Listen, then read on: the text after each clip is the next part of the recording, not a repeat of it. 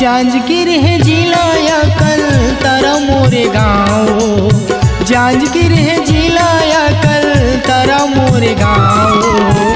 घूमे बराबे अकल तारा के बाजारो, घूमे बराबे अकल तारा के बाजारो।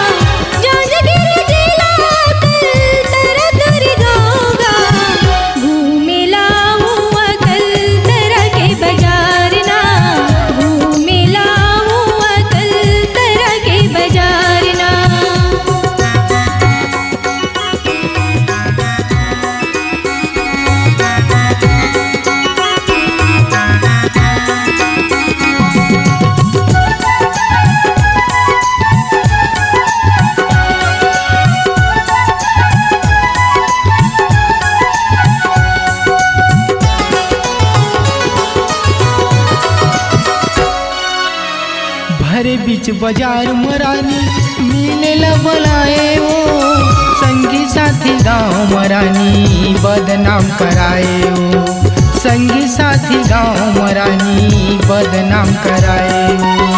नहीं मोरे संगी सहेली नहीं मुझे नारगा, आकल तरा शहर माँ तई हंस दिलदारगा, आकल तरा शहर माँ तई हंस दिलदारगा। जांजगीर है जिला या कल तारा मोरे गाँव, जांजगीर है जिला या कल तारा मोरे गाँव। घूमे बराबे अकल तारा के बाजारो, घूमे बराबे अकल तारा के बाजारो।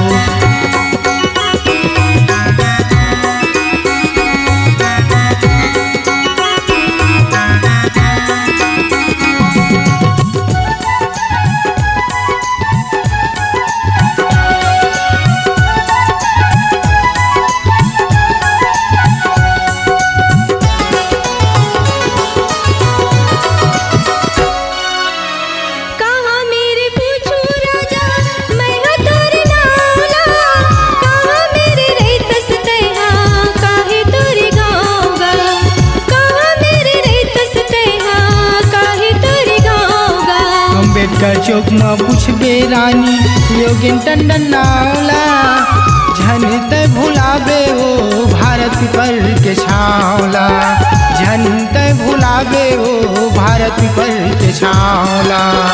जांजगीर है जिला या कल तारा मोरे गाँव, जांजगीर है जिला या कल तारा मोरे गाँव। घूमे बराबे अकल तारा के बाजारो, घूमे बराबे अकल तारा के बाजारो।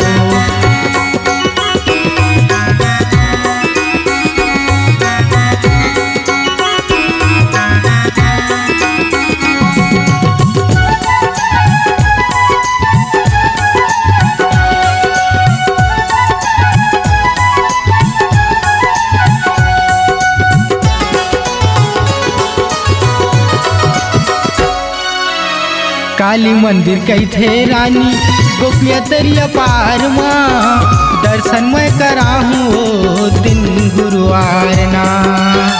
दर्शन मुला करावे दर्शन में हम आऊँगा, मैया के चरण माँ जाके शीश झुकाऊँगा। दर्शन मुला करावे दर्शन में हम आऊँगा, मैया के चरण माँ जाके शीश झुकाऊँगा। जांजगीर है जिला या कल तारा मोरे गाँव, जांजगीर है जिला या कल तारा मोरे गाँव। घूमे बराबे अकल तारा के बाजारो, घूमे बराबे अकल तारा के बाजारो।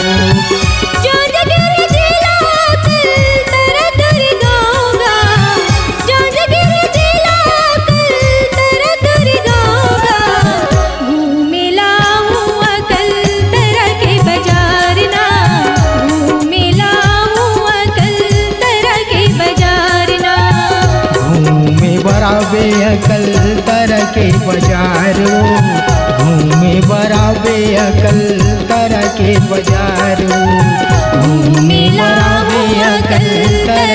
बाजार गा घूमेला हुआ कलतरा के बाजार गा।